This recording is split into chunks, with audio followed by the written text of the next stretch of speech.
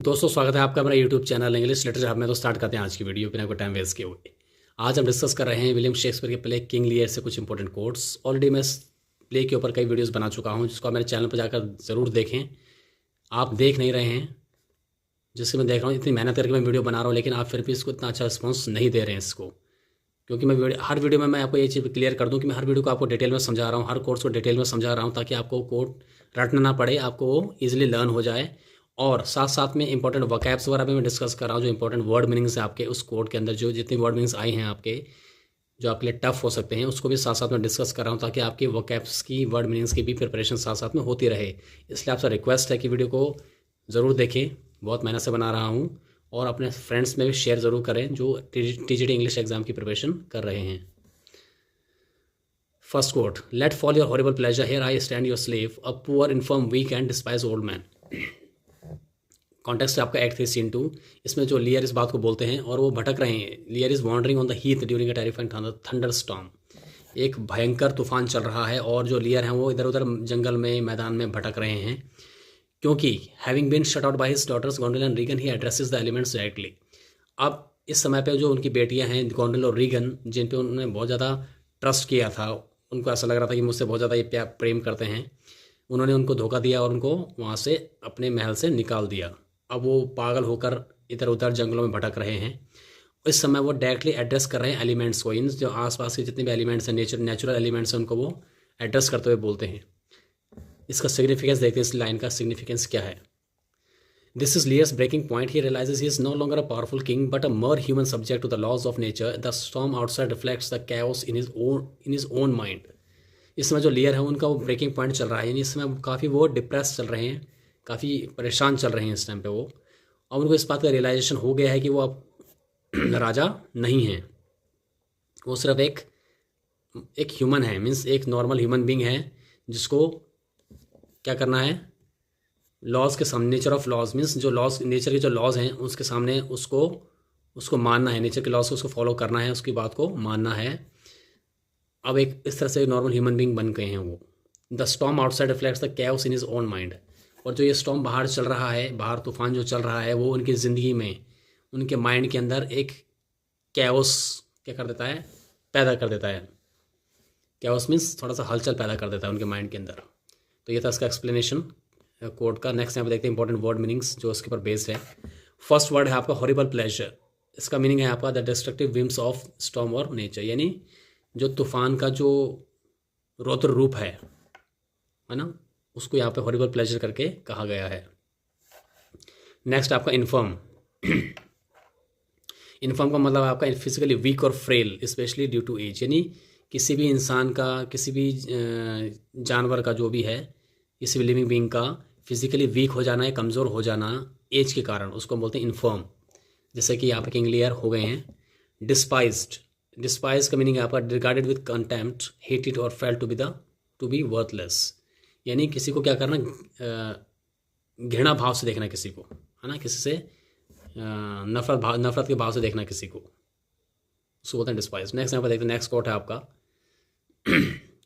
एडगर्स reflection on divine justice. अब ये line Edgar के जो अंदर रिफ्लेक्शन है, जो उनकी फीलिंग्स हैं, उसको वो डिवाइन जस्टिस के रिगार्डिंग उसको वो एक्सप्रेस करती है लाइन ये। The gods are just and of our pleasant vices make instruments to plague us. तो ये लाइन बोली गई किसके द्वारा, एडगर के द्वारा, एक्ट 5 सीन 3 के अंदर। अब जो एडगर है वो इस लाइन को किसको बोल रहे हैं, अपने हाफ ब्रदर जो है उसके, जो अब मरने वाले हैं, एडमंड, यानी उसको बोल रहे हैं इस बात को। सिग्निफिकेंस देखते हैं इस लाइन का। Edgar is explaining the poetic justice of their father Gloucester's fate. Gloucester's pleasant voices, his extramarital affair that led to Edmund's birth, eventually became the instrument, Edmund himself, that led to his blindness and downfall. It suggests that our sins eventually come back to haunt us. तो यहाँ पर Edgar ये बोलता है कि जो उनके father हैं ग्लोसेस्टर, ये उनके कर्म ही हैं जो उनके अब सामने आ रहे हैं। यानी उन्होंने अपने शादी के अलावा एक एक्स्ट्रा मैरिटल अफेयर किया उन्होंने, और उस एक्स्ट्रा मैरिटल अफेयर से एडमंड पैदा हुआ, और वही एडमंड, यानी उसे एडमंड ने क्या किया, as a instrument, as a device की तरह क्या किया, वो उनके रास्ते का रोड़ा बन गया ग्लोसेस्टर का, और उनको उनके लाइफ में उसने परेशानियाँ पैदा कर दी। और लास्ट में हम ये भी देखते हैं कि यहाँ पर जो एडमंड होता है वो अपने फादर को क्या कर देता है, अंधा करवा देता है, और वही उनके डाउनफॉल का कारण भी बनता है। It suggest that our sins eventually come back to haunt us. तो ये बात इस चीज़ को शो करती है कि जो हमारे कर्म होते हैं, जो हमारे कर्मा होते हैं, वो अगर गलत हैं, अगर हमने कुछ पाप किया है, तो वो घूम फिर कर हमें वापस डराने के लिए आते हैं। यानी वो हमें उसकी एक लेसन ज़रूर देते हैं। जो हम गलत काम करते हैं उसका हमें एक लेसन, हमें पार्ट ज़रूर मिल जाता है। अगर हम अच्छा कर्म करेंगे तो हमें अच्छा रिजल्ट मिलेगा, हम खराब कर्म करेंगे तो हमें खराब रिजल्ट मिलेगा। ये बात इस चीज़ को शो करती है। यहाँ पर कुछ इंपॉर्टेंट वर्ड मीनिंग देखते हैं यहाँ पर। जस्ट का मीनिंग आपका फेयर और इम्पार्शियल, यानी कि न्याय संगत बोलते हैं जिसको जस्ट, है ना, न्यायोचित। वाइसिस मीन्स इमोरल और wicked behaviour. Here it is refers specifically to Gloucester's adultery.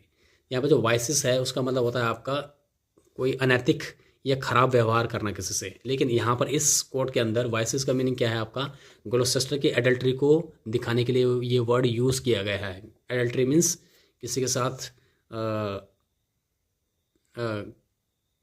गलत व्यवहार करना, किसी लेडीज़ के साथ क्या करना, गलत संबंध बनाना, है ना, इस तरह से गलत चीज़ें करना, उसको बोलते हैं एडल्ट्री।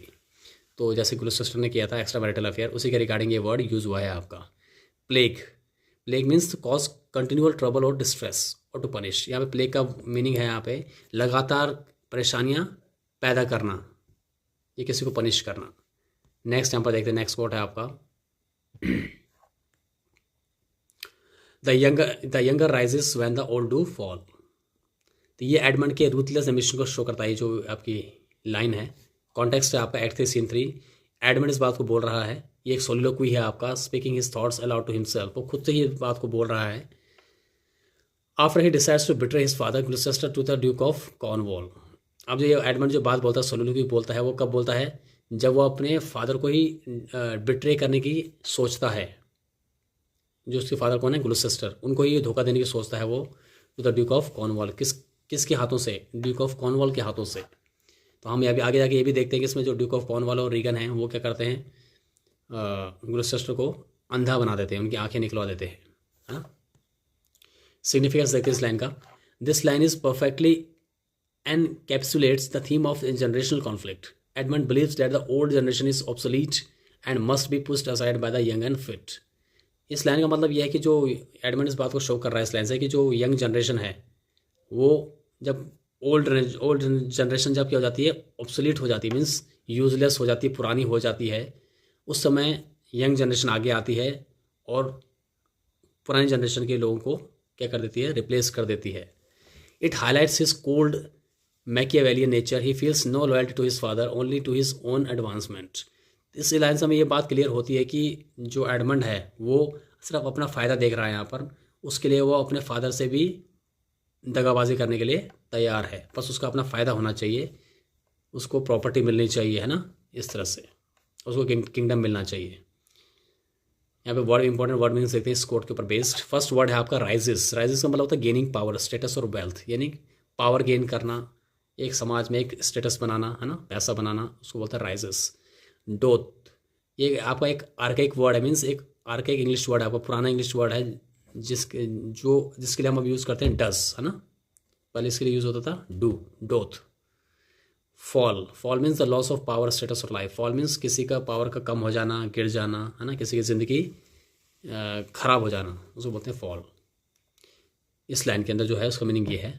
तो दोस्तों ये थे आपका आज का जो कोट का जो डिस्कशन था। आई होप आपको समझ में आ गया होगा और अच्छा लगा होगा आपको। तो वीडियो समझ में आई, आपको अच्छी लगी तो वीडियो को लाइक ज़रूर करें, चैनल को सब्सक्राइब ज़रूर करें और अपने फ्रेंड्स में शेयर ज़रूर करें दोस्तों, ताकि उनको भी फ़ायदा हो।